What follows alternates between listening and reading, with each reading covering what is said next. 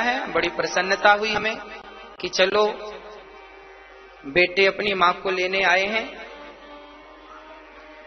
बड़े सम्मान के साथ ले जाइए, माँ की सेवा कीजिए। हम तो यही चाहते हैं कि सारे पुत्र आएं और यहां से अपनी माँ को लेकर जाएं, ताकि अच्छा कथा सुन के आ जाएंगे, कोई बात नहीं, ठीक है, कथा सुन के आ जाएंगे।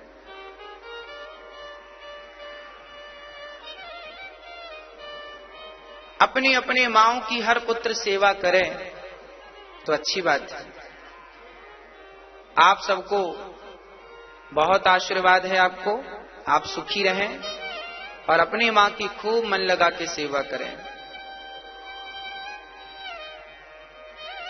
माओ को यहां पे दास अनिरुद्ध केवल माओ को प्यार देता है, और याद रखना यदि प्यार देने से आप लोग खुश हो जाते हैं ना, तो मैं कथा भी तो यही सुनाता हूं कि प्यार देने से यदि संसार का व्यक्ति खुश हो जाता है तो सोचो प्यार देने से भगवान कितने खुश हो जाएंगे। हाँ, प्यार करने से भगवान कितने खुश, इसलिए भगवान से खूब प्यार कीजिए। ईश्वर ही प्यार के योग्य हैं। हमें बहुत अच्छा लगा कि पुत्र आए, बड़ा सम्मान के साथ अपनी मां को ले जाएंगे, बहुत खुशी की बात है ये। दूसरी भक्ति क्या है? भगवान के चरणों में क्या होना चाहिए? प्रेम होना चाहिए। राम ही केवल प्रेम प्यारा। तीसरी भक्ति क्या है? गुरुपद पंकज सेवा, तीसरी भक्ति अमान। तीसरी भक्ति क्या है? गुरुपद पंकज सेवा। गुरु जी के चरणों में प्रेम हो और गुरुजनों का सम्मान हो, गुरुजनों की सेवा हो। पत्नी पति के चरण सेवा करे, पुत्र माँ बाप के चरण सेवा करे और शिष्य गुरु की चरण सेवा करे। भगवान खोपड़ी में नहीं होते, भगवान तो सबके चरणों में ही वास करते हैं। इसलिए चरण छूने की परंपरा है, माथे से माथे को टिकाने की परंपरा नहीं है ना। पांव छूने की पद्धति है, परंपरा है। क्या छूना चाहिए? पांव। इसलिए भगवान का वास चरणों में है, इसलिए सबके पांव, इसलिए ये दास अपनी हर माँ के पांव पकड़ता है। इसलिए पांव पकड़ता है क्योंकि मुझे पता है कि जब माँओं के पांव पकड़ूंगा तो इनके पांव पकड़ते पकड़ते ही कभी मेरे गोविंद का हाथ पकड़ में आ जाएगा। भगवान का हाथ पकड़ना हो तो पांव पकड़ना शुरू कर दो। जिसने पांव पकड़ना सीख लिया उसे भगवान जल्दी से अपना हाथ पकड़ा देंगे, है ना। इसलिए पांव पकड़ना सीखो, हर माँ के पांव पकड़ो, हर पिता की सेवा करो, पांव पकड़ना शुरू कर दो, सब ठीक हो जाएगा। आज पांव पकड़ने में ही लोगों को लज्जा आती है। आज बेटा अपने माँ के पांव पकड़ता है ना तो उसे लज्जा आती है। सेवा करो अपने माता पिता की। कहां ढूंढ रहे हो भगवान को? कहां है भगवान? तुम्हारे सामने ही बैठे हैं, अब तुम पहचान ना सको तो हमारी क्या गलती है ना। मुझे एक कथा याद आ गई। चित्रकूट में कामदगिरी की परिक्रमा, सच्ची घटना है ये। कामतानाथ की परिक्रमा लगा रहे थे एक व्यक्ति, गृहस्थी थे। तो उन्होंने देखा कि एक बंदर कहीं झाड़ियों में उलझ गया था, निकल नहीं पाया, बड़ा घायल था। वो टुकुर टुकुर देख रहा था, कोई हेल्प करे, मदद करे। तो ये परिक्रमा लगा रहे, जिनकी नजर बंदर पर पड़ी तो वो गए और बंदर को वहां से निकाला। बंदर को अच्छा लगा। थोड़ी देर बाद बंदर ने एक पत्थर उठाकर इनको दिया। इन्होंने देखा बंदर पत्थर दे रहा है, तो इन्होंने पत्थर लिया और सोचा बंदर है, मैंने मदद की है, तो फेंक दिया। बंदर ने फिर उठा कर दिया, फिर फेंक दिया। बंदर ने फिर उठा कर दिया। तो अब की बार इन्होंने अपने जेब में रख लिया और जेब में रख लिया। बंदर चला गया। कुछ दूर आगे जाके उन्होंने पत्थर को फिर से निकाल के उनको लगा पत्थर है, पत्थर फेंक दिया। आगे वो सुपारी खाते थे, सुपारी खाने की उनकी तो सरौता होता ना सुपारी काटने का, तो वो छोटी सी सरौतिया अपने जेबा में रखे थे। तो आगे उन्होंने सुपारी खाने के लिए वो सरौता निकाले, तो वो चूंकि वो पत्थर उसी जेब में रखा था और वो पारस मणि थी जो बंदर ने दिया था। वो क्या था? पारस मणि थी। और उन्होंने जब सरौतिया निकाली तो वो सरौता जो था सोने का हो गया। अब इन्होंने देखा भगवान ये सोना अब बहुत ढूंढा पर कहां मिलने को रहा, है ना। अच्छा, पारसमणि क्या होती है? उस बंदर ने, वो कोई सामान्य बंदर नहीं, अरे हम तो ये कहें कि सामान्य बंदर है। चलो, आप जब किसी की मदद करते हैं ना, तो जाने अनजाने में विधाता आप सबको पारसमणि दे देते हैं। उसे पारसमणि दी क्योंकि उन्होंने एक बंदर की मदद की। पारसमणि थी, ढूंढा, बाद में मिली नहीं। ये चर्चा बड़ी हाईलाइट हुई कि भाई सेवा का ये परिणाम है। उसी प्रकार जैसे उसके जेब में पारसमणि थी पर पत्थर समझ के उसने फेंक दी, उसी प्रकार तुम्हारी माँ, तुम्हारे पिता पारसमणि है पर तुमने उन्हें भी पत्थर समझ के फेंक दिया। यही तो दुर्भाग्य।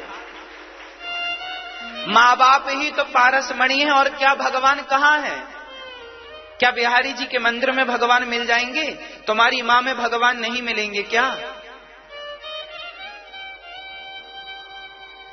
जो पारसमणि है उसे तो तुमने देखा ही नहीं। अपनी अपनी पारसमणियों को पहचानिए। कोई संत, कोई भक्त यदि ये पुष्प उठाकर दे देना आपको, तो यह पुष्प ही पारसमणि बन। पारसमणि कोई होती नहीं है, एक पत्थर ही होता है सामान्य सा, पर वो जब गुरुजनों के हाथ से, जब आपने से बगीचे से तोड़ा था तब ये फूल था, पर अब भागवत जी में चढ़ने के बाद जब मैंने आपको वापस किया तो ये पुष्प नहीं रहा, ये प्रसाद बन गया। मिठाई तब तक मिठाई होती है जब तक वो आपके हाथ में होती है, जब भगवान को समर्पित हो जाती है तो वो मिठाई प्रसाद बन जाती है। ऐसे कोई भी पत्थर उठाकर कोई संत जन अपने हाथ से प्रदान कर दें, वो पत्थर ही पारसमणि बन जाता है। इसलिए कोई पत्थर आजकल पारसमणियां नहीं है, क्योंकि पहले लोग सेवा करते थे, सेवा करने से ऋषि मुनि प्रसन्न होकर एक पत्थर ही उठाकर दे देते थे, वही उसकी पारसमणि हुआ करती थी। वो जिस पर घिस देता था वो सोना हो जाता था। माँ बाप ही पारस होते हैं, जिसको आशीर्वाद दे देना वो बेटा सोना हो जाता है। गुरु पारस होते हैं, जिसके सिर पर कृपा का हाथ रख दिया वो चेला सोना हो जाता है। आप पहचानते ही नहीं लोग, तो हम क्या करें। तीसरी भक्ति है मेरी मां, कुरुपद पंकज सेवा, तीसरी भगति अमान,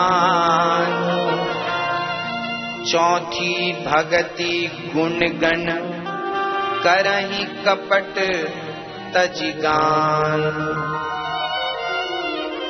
भगवान का गुणगान करना चौथी भक्ति है। भगवान का गुणगान करना चौथी भक्ति। भगवान की कथा सुनाना, पहले तो कथा सुनो, फिर अपने पड़ोसियों को, रिश्तेदारों को, आसपास के लोगों को, बच्चों को कथा सुनाओ। कथा सुनाने से क्या होगा? बच्चों को कथा सुनने के संस्कार बनेंगे और आपकी भी वाणी, आपका घर शुद्ध होगा कथा सुनाने से। जब भी बैठो तो पंचायत ना किया करो, पड़ोसी पड़ोसन क्या करना, हमारा पड़ोसी कैसा है, क्या करना हमारा वो व्यक्ति। अरे आप अपने से मतलब रखा करो, निंदा चुगली में समय ना गवाया करो।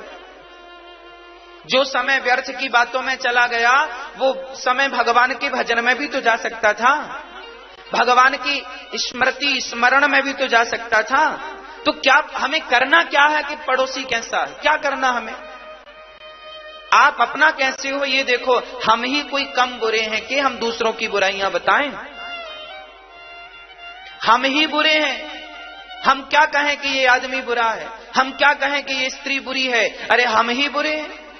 बुरा जो देखन मैं चला, बुरा ना मिलिया कोई, जो दिल खोजा आपनो हमसे बुरा ना। हम ही बुरे हैं, हम क्या कहें कि आप बुरे हैं, हम किस जिह्वा से कहें कि आप बुरे हैं, हम ही बुरे हैं। हमारी बुराइयां खत्म हो जाएं तो हम आपकी बुराइयां देखें कि आप में बुराइयां। कुछ लोगों का काम ही होता है लोगों की बुराइयां देखना। क्यों? जितना समय तुमने दूसरों के पांव पकड़ के खींचने में लगाया है, उतना समय अपने आप को सफल बनाने में लगाया होता तो आज तुम सफल व्यक्ति होते, सफल पुरुष, सफल स्त्री होते। अपने आप को सफल बनाया नहीं, दूसरे के पांव पकड़ पकड़ के खींचते रहे। आज यही चल रहा है जमाने में। जहां बैठ जाओ तो लोगों की चर्चाएं चलती हैं, वो ऐसा है, वो ऐसा। क्या करना तुम्हें, क्यों माथापच्ची कर रहे हो? फायदा क्या है इससे? तुम पा क्या लोगे इससे? लखपति बन जाओगे बुराई करोगे तो। समय नहीं गंवाना चाहिए। शास्त्र कहते हैं कि जब हम किसी की बुराई करते हैं, माना कि हमने फला व्यक्ति की बुराई की, तो उसमें जितने दोष थे, अवगुण थे, वो सारे मेरे भीतर आ जाएंगे, क्योंकि मैं उसकी निंदा कर रहा हूं। और मेरे सारे गुण उसके भीतर अपने आप स्वतः चले जाएंगे, क्योंकि मैं उसकी आलोचना कर रहा हूं। इसलिए हमें अपना पुण्य किसी को नहीं देना चाहिए। आप अपना पुण्य अपने पास रखो। जब आप किसी की निंदा करते हैं तो आपका सारा पुण्य वो ले लेता है जिसकी आप निंदा कर रहे हैं। ये कथा शास्त्रों की है। एक राजा थे, राजा का मुझे नाम अभी विस्मरण है, शायद राजा नहुस थे, राम के पूर्वज। कंफर्म नहीं है, शायद राजा नहुस थे। 99% तो कंफर्म है, 1% मुझे बहुत दिनों पहले पढ़ा था, विस्मरण हो गया। राजा नहुस बड़े पुण्यात्मा थे। नहुस ये राम जी के पूर्वज हैं, नहीं, कृष्ण जी के पूर्वज। भगवान श्री कृष्ण चंद्रवंश के हैं राजा नहुस। नहुस फिर गयाति फिर पुरु, ये नहुस। राजा नहुस ने इतना पुण्य किया था, सुनो पुराणों की चर्चा है। राजा नहुस ने इतना पुण्य किया कि वो साक्षात शरीर के साथ स्वर्ग गए थे। मरे नहीं, वो शरीर सहित कहां गए? स्वर्ग। इंद्र को बड़ा बुरा लगा, हे भगवान हमारी तो गद्दी गई। तब इंद्र बड़े चतुर थे। इंद्र ने अपनी सिंहासन पर बिठाया राजा नहुस को और पूछा, आपने कैसे कैसे पुण्य किया? अरे नहुस ने बताया, हमने ये यज्ञ किए, वो यज्ञ किया, इतना दान दिया, इतनी दक्षिणाएं दी, इतनी गाय, इतने ब्राह्मणों की सेवा की, इतना सोना गिनाए। सुनना, जितनी देर में उन्होंने गिनाया, जितना गिना दिया, उतना पुण्य उनका नष्ट हो गया। 1 घंटे के भीतर। इंद्र बड़े चतुर हैं। इंद्र आपसे पूछते हैं, क्या पुण्य किया तुमने जो स्वर्ग मिला? फिर आप बड़ी डींगे मारते, हमने ये पुण्य किया, ये पुण्य। इंद्र बोले, अच्छा, घंटे भर में तुम्हारे सारे पुण्य अभी खत्म करता हूं। राजा नहुस शरीर के साथ ऊपर गए थे, और जब सारा अपना बखान अपने मुंह से किया तो तुरंत इंद्र के पद से वो वंचित होकर फिर धरती पर गिर पड़े धड़ाम से। क्यों आ गए? क्योंकि इन्होंने अपने मुख से अपने सारे पुण्यों का गुणगान कर दिया। प्रचार किसका करना चाहिए? मैंने कोई गलत काम किया है उसके बारे में मैं बताऊं। मैं कामी हूं, मैं क्रोधी हूं, मैं लोभी हूं, मैं लालची हूं, मैं फलाना, मेरे अंदर ये बुराई है। मैं अपने दोष तो आपको बताऊं। यदि मैं ही अपने मुंह से अपने गुण गिनाने लगा तो फिर अधम कहलाऊंगा कि नहीं? आपन मुक्ति आपन करनी, आपन मुक्ति करें बड़ाई, वो सम अधम नीच नहीं भाई। जो व्यक्ति अपने मुंह से अपनी तारीफ प्रशंसा करे, उसके जैसा अधम कौन होगा? तारीफ दूसरे करें तो बात समझ में आती है ना? आप ही अपने मुंह से गुणगान। इसलिए मेरी मां आपने जितने पाप किए हैं वो अपनी पड़ोसनों को बताओ, सब खत्म हो जाएंगे।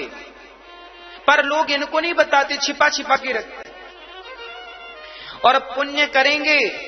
अब मैया, एक मैया थी, गुरुजी मैं चारों धाम करे आई, 4 बार, 4 धाम करी 4 बार और बताया 1000 बार। मैंने चारों सबसे पड़ोसन के घर लेके गई, चिरौंजी लेके गई। लो बहन चिरौंजी कहां गई थी? चारों धाम गई, तुम 4 धाम करे आए। अच्छा, बड़ा गांव में बड़ा क्रेज है इस चीज का। आदमी 4 धाम करे आए ना तो चिरौंजी बांटने गांव में जाता है। चिरौंजी बांटने का बहाना है, सबको बताएंगे हम 4 धाम करे आए, तुम घर पे ही मरते रहे। चिरौंजी तो बहाना है, बताना उनका मेन उद्देश्य है। हम 4 धाम करे आए, 4। ये तो बताओ तुमने पाप कितने किए? वो नहीं बताया पड़ोसन से। चिरौंजी बांटते बांटते पाप भी तो गिनाओ। पुण्य जमाना गिनाता है भाई, पाप कौन गिनाता है? आप लोग घाटे में चल रहे हो मेरी मां, आज मैं आपसे निवेदन कर दूं, आपने जितने पाप किए हैं अपने पड़ोसनों को कह देना, तो उस पाप का फल बेचारी को लगेगा, तुम मुक्त हो जाओगी, है ना। इसलिए हम कहते हैं किसी की निंदा ना करो, ना किसी की निंदा सुनो। सामने वाली यदि अपने पाप भी तुम्हें बताए तो आप कह दिया करो, हमें क्यों बता रही हो। वो तो कहेगी, होशियार होएगी तो कहेगी या कहेगा। अब आप सुनो ना सुनो, भाई हम तो बता देते हैं कि हमने क्या क्या गलत किया, क्या क्या सही किया, क्या क्या पाप किया, क्या क्या पुण्य किया। हमने तो आपको ही बता दिया, कथा में कितनी बार बताए। हम तो पाप और पुण्य का पूरा हिसाब किताब आपके सामने रख दिए, बिल्कुल अंदर कुछ भी नहीं है, सब खोल के रख दिया बाहर। मैं पापी हूं सो हूं, मैं अधम हूं सो हूं, मैं कामी हूं सो हूं, मैं क्रोधी हूं सो हूं, अहंकारी भी हूं, लोभी भी हूं, कितने अवगुण गिनाऊं, लाखों है। पुण्य क्या गिनाऊं? अरे पुण्य तो कुछ बने ही नहीं, बने तो केवल पाप हैं, तो पाप ही गिनाया करो। पुण्य कम होते हैं ना, जरा छिपा के रखा करो, है ना। तो चौथी भक्ति क्या है? भगवान की कथा सुनाना। क्या सुनाओ सबको? भगवान की क्या सुनाओ सबको? कथा सुनाओ। जब भी जाओ, कहीं भी जाओ, किसी से मिलो, बस भगवान की कथा। भगवान ऐसे हैं, भगवान श्री राम ऐसे हैं, देखो उन्होंने किस प्रकार जंगल में 14 वर्ष का कष्ट उठाकर भी अपने धैर्य को, अपने धर्म को नहीं छोड़ा। वाह, राम की हर बात कहो, राम की हर बात करो, जहां भी बैठो बस राम चर्चा, कृष्ण चर्चा करो। 5वीं भक्ति क्या है? जरा ध्यान से सुनो। मंत्र जाप मम दृढ़ विश्वास, पंचम भजन सो वेद प्रकाश।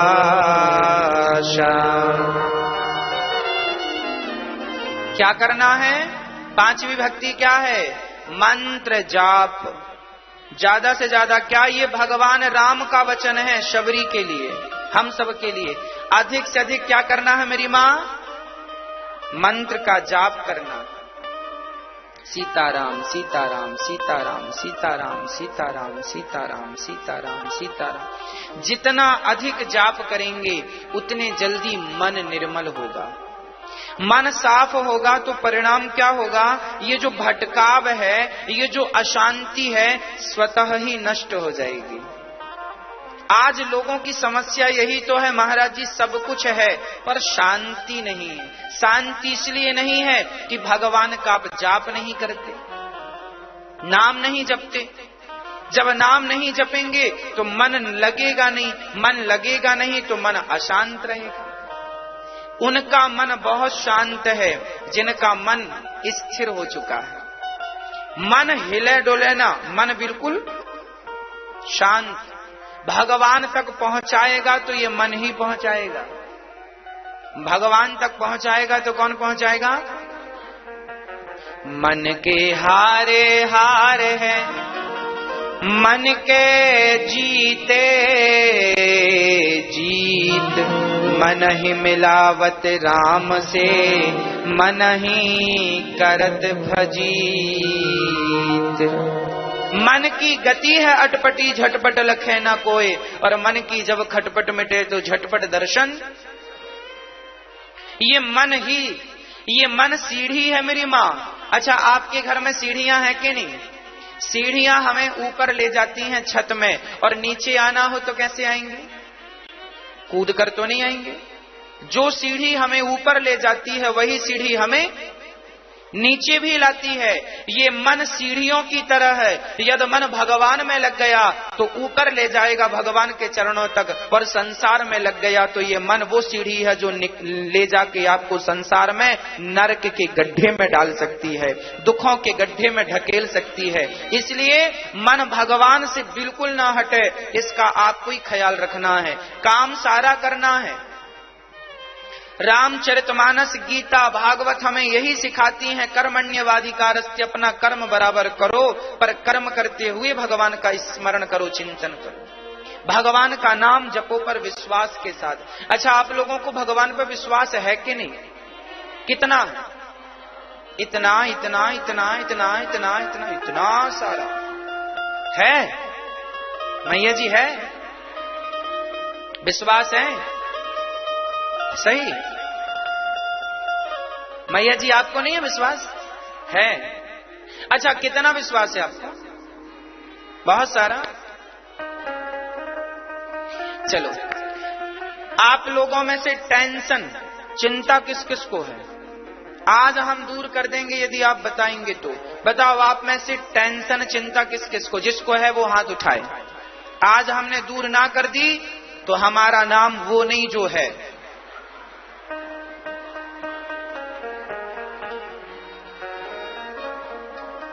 तो आज हम आपकी टेंशन दूर करके ही रहेंगे। बस ये बताओ किस किस को टेंशन है? चिंता घर की, परिवार की, बेटी की, बेटा की, फलाना की, ढिमका की, जिसकी चिंता हाथ उठाओ, किस किस को है? जिसको भी टेंशन है, चिंता थोड़ी सी भी, हाथ उठा लो। है? मैया है? चलो अब नीचे करो। देखो, आप लोगों ने अभी कहा कि महाराज जी हमें विश्वास है, और फिर आप ये कह रहे हैं कि हमें टेंशन भी है। अच्छा, ये बताओ मैया जी, अपना गाल फुलाओ ऐसे, सब लोग फुलाओ। मैया, ओ पंचायती मैया, हो गई पंचायत। आज मैया गाल फुलाओ। मैया के दांत ही नहीं, फूल ही नहीं रहा बेचारा, गाल ही नहीं फूल रहा है।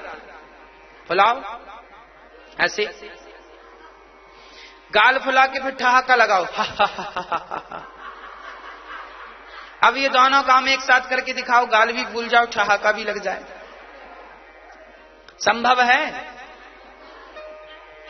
गाल भी फूल जाए और ठहाका भी लग जाए, क्या ये दोनों काम एक समय में संभव है? नहीं ना।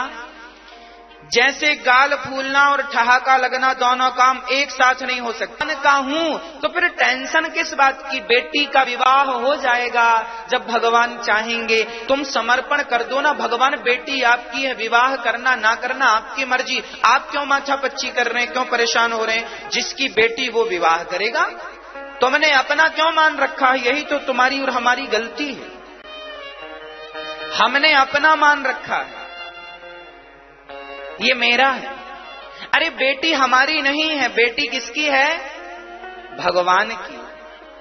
तो प्रभु आपकी है, मैं प्रयास पूरा करूंगा। प्रयास देखो, बेटी के विवाह के लिए इसका अर्थ ये नहीं कि प्रयास ही ना करो। कुछ लोग प्रयास ही नहीं करते, बेटी 40 साल की हो जाती है। प्रयास करो विवाह का, पर प्रयास तो करो, पर प्रसन्न चित्त से, टेंशन के साथ नहीं। अरे बड़ी टेंशन महाराज जी, नींद नहीं आ रही है बेटी का। अरे भाई प्रयास करो, कर्म कर, फल की इच्छा मत कर। विश्वास के साथ निश्चिंत होकर बिना टेंशन के प्रयास करो।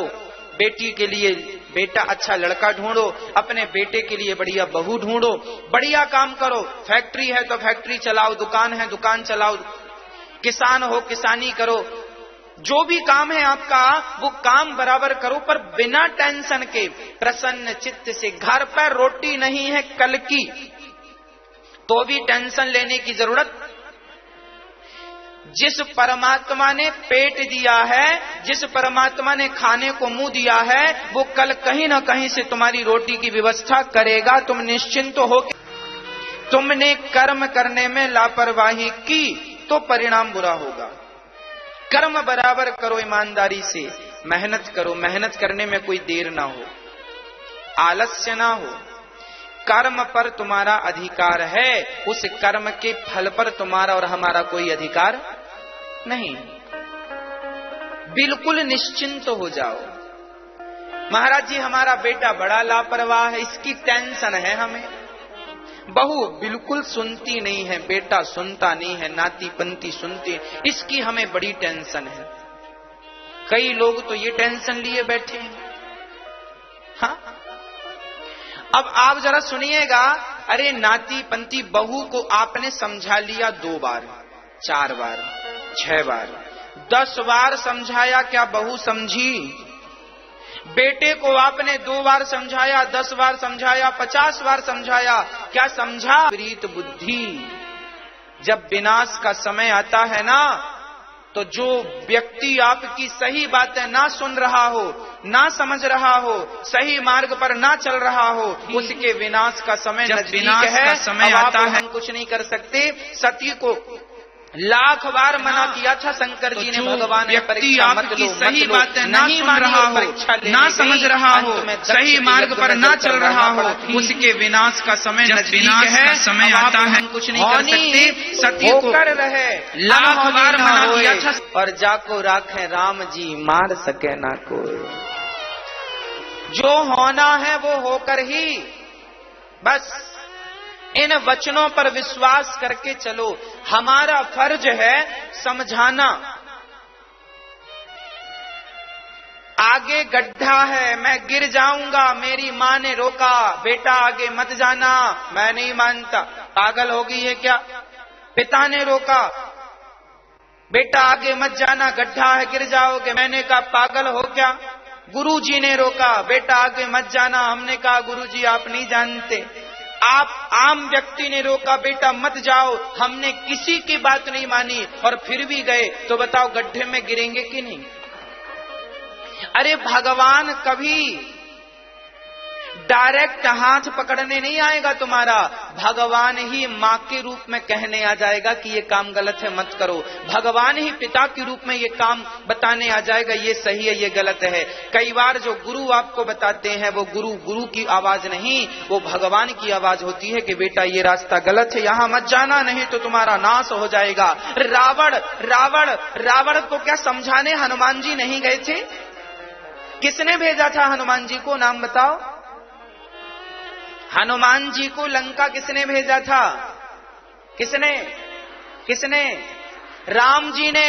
राम जी की मर्जी थी कि रावण शरण में आ जाएगा तो सर्वनाश नहीं होगा। हनुमान जी गए थे, हनुमान जी कह रहे थे कि राम की शरण में आ जाओ, रावण ने बात नहीं मानी। अरे जब तुमसे कोई कह रहा है कि ये काम गलत है फिर भी तुम कर रहे हो, इसमें विधाता क्या करेगा? माना क्यों नहीं? समझाया तो था हनुमान जी ने, अंगद जी ने भी समझाया था, मंदोदरी जी ने भी समझाया था, विभीषण जी ने भी समझाया था, माल्यवंत ने भी समझाया था। रावण ने सुनी किसकी? आपके जीवन में भी जब सर्वनाश का टाइम आता है, जब आपके गुरु माता पिता, आपके रिश्तेदार, गांव वाले, बड़े बुजुर्ग, मैं स्वयं कई बार जो काम मैं करता हूं ना तो मेरे दोस्त रोकते हैं, महाराज जी, गुरुजी, भैया जी ये काम मत करो। मैं जो भी काम करता हूं 4 लोगों से पूछ के करता हूं। मैं कोई भी काम करता हूं अपने पिताजी से सलाह लेता हूं, विशेष अपने मित्रों से सलाह लेता हूं, और बड़ा काम है तो गुरुजनों से सलाह लेता हूं। जब मैं सबसे सलाह लेता हूं तब फिर बाद में मैं उस काम को आगे बढ़ाता हूं। यदि एक ने भी मना कर दिया तो फिर मुझे विचार करना पड़ता है कि मना किया है तो इसके पीछे विचार करना जरूरी है। विचार कर लेता हूं मैं, क्या घट जाता है मेरा विचार करने से?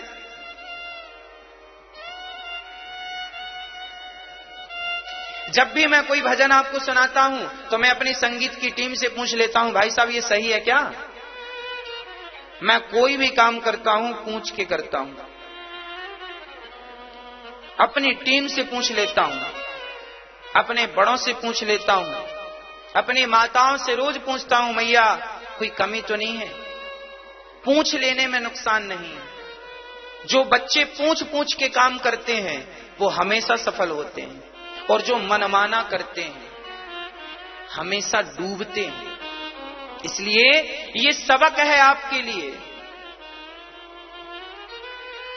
मैं कोई भी काम वो नहीं करता जो शास्त्रों के खिलाफ हो, मर्यादा का उल्लंघन हो रहा हो, मैं वो काम नहीं करता। मैं पैंट शर्ट भी नहीं पहनता, क्योंकि यदि मैंने पैंट शर्ट पहनी तो मेरी ब्राह्मण परंपरा का उल्लंघन हो जाएगा। मैं नहीं पहनता, मैं धोती पहनता हूं कांच लगा के, क्योंकि मुझे पता है कि मैं ही अपने धर्म का पालन नहीं करूंगा तो मैं अपेक्षा किससे रहूंगा? मैं अपने बेटे से कल क्या कहूंगा? मैंने ही पालन नहीं किया तो कल मैं उससे क्या कहूंगा?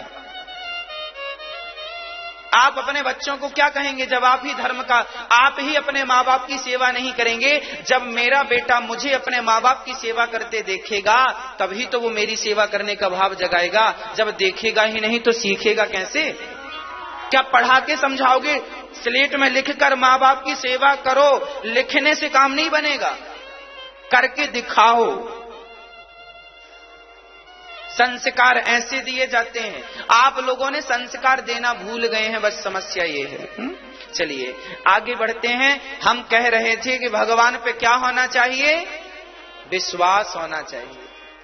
और सिर्फ क्या होना चाहिए? विश्वास। टेंशन किस बात की टेंशन? बता, मुझे कोई टेंशन, मैं रात को अभी आपको कथा सुनाऊंगा, थोड़ा सा रात्रि को काम करूंगा, गौ माता का दर्शन करूंगा, माँ का हाल चाल लूंगा, रात्रि को जाऊंगा, थोड़ा सा पढ़ूंगा और सीधा बिस्तर पे जाऊंगा, 5 मिनट के अंदर सो जाऊंगा। बढ़िया नींद आती है, क्योंकि कोई कहता है कल ये करना है। अरे कल जब होगा तो देखेंगे, कल की बात कल सोचेंगे, अभी काहे रात खराब करें कल का सोच सोच के। हम सच कहते हैं मेरी मां, हम कल का नहीं सोचते, कल का बिल्कुल नहीं सोचते। जब कल होगी, कल नया सूर्य आएगा तो नई किरणों के साथ नया सुबह होगा, कल नए विचारों के साथ फिर अपने कर्तव्य पर जुट पड़ेंगे। आज ही कल की चिंता क्यों कर ले?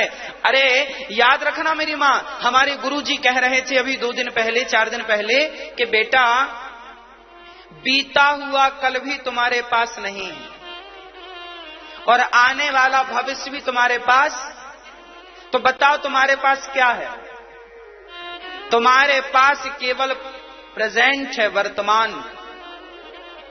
मेरी मां, आपके पास आने वाला कल है क्या? आपके पास क्या 2022 है? आपके पास क्या बीता हुआ 2020 है? अरे ना 2022 है ना 2020 है, अभी तो 2021 है। 21 में जियो आनंद से, 22 आएगा तो 22 में भी जिएंगे, 23 आएगा 23 में भी आनंद से जिएंगे। अब उन 2019 को कोई हुआ था, उसका हमारे 2019 में ऐसा हो गया, इतना नुकसान हुआ था 2000। अरे पागल, हुआ था तो वो समय तो गया। अतीत को याद करके रोने वाले हमारे भारत में कम नहीं हैं, हाँ या ना?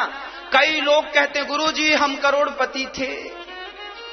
अरे थे जब थे, अभी क्या हो ये बताओ, क्या हो अभी? थे करोड़पति, अच्छी बात है, समय बीत गया उसे मत याद करो, प्रेजेंट वर्तमान में बढ़िया काम करो। वर्तमान याद रखना, जिसका वर्तमान अच्छा है उसका भविष्य भी अच्छा है। जिसका वर्तमान बिगड़ता है उसका भविष्य बिगड़ता है। याद करा देना ये सेंटेंस बच्चों को कि बेटा ना भविष्य की टेंशन लेना, ना भूत के बारे में विचार करना, वर्तमान को अच्छा करना। बस वर्तमान में जो निर्णय लो वो निर्णय सबसे श्रेष्ठ निर्णय होने चाहिए, वो सबसे बढ़िया निर्णय। क्योंकि जब वर्तमान में हम निर्णय आज लेंगे तो वही आज का लिया हुआ निर्णय कल हमें सुकून देगा। हाँ या ना? आज हम जो अच्छा या बुरा निर्णय लेंगे वही निर्णय कल जाकर हमारे लिए अच्छा निर्णय गुलाब का पुष्प बनेगा और गलत निर्णय कांटा बन जाएगा जो बार बार आपके पांव में चुभेगा। वर्तमान का निर्णय ही तो भविष्य है हमारा। इसलिए भविष्य को अच्छा बनाना है, उसके लिए आपको वर्तमान को अच्छा बनाना होगा। वर्तमान में जिया करो मेरी माँ, हंस लो, थोड़ा सा हंसा करो वर्तमान में। कल हंस पाओ 2022 में कि नहीं? महाराज जी हमने 2018 में हंस लिए थे, हंसे थे हम 2018 में। अरे अभी तो हंसो। भगवान पे क्या होना मेरी माँ, और टेंशन से बिल्कुल फ्री। बेटी ब्याह जाएगी, बेटे का हो जाएगा। महाराज जी बेटे का काम धंधा नहीं लग रहा है, ये टेंशन। अरे काम धंधा बेटे से कहो मेहनत करे, काम करे, मन लगा के। कहां कमी रह गई है जल्दी जल्दी ठीक करे बेटा, और बस मन लगा के काम करे, दौड़ता रहे अपने काम को। अब जब तक स्वामी विवेकानंद जी कहते हैं, याद रखना महापुरुष का वचन बोल रहा हूं, स्वामी विवेकानंद जी कहते हैं उठो और तब तक चलो जब तक अपनी मंजिल तक ना पहुंच जाओ, तब तक चलते रहो चलते रहो चलते रहो। हर व्यक्ति सफल हो सकता है यदि वो उठ के तब तक चलेगा जब तक मंजिल उसे।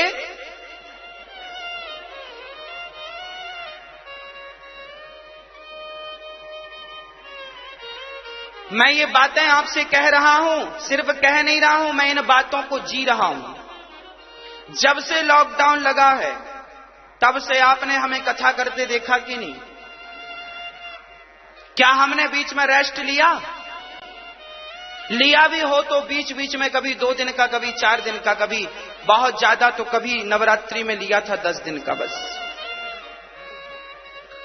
हम रेस्ट नहीं लेते, हमने लक्ष्य बना के चलना सीखा है। स्वामी विवेकानंद जी कहते हैं उठो अनिरुद्ध चलो। कब तक चलें स्वामी जी? बोले जब तक अपने लक्ष्य को ना प्राप्त कर लो।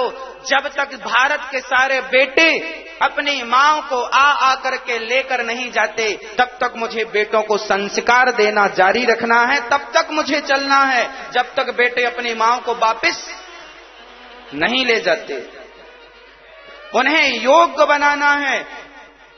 उनके अंदर जो दोष हैं उन दोषों को समाप्त करना है।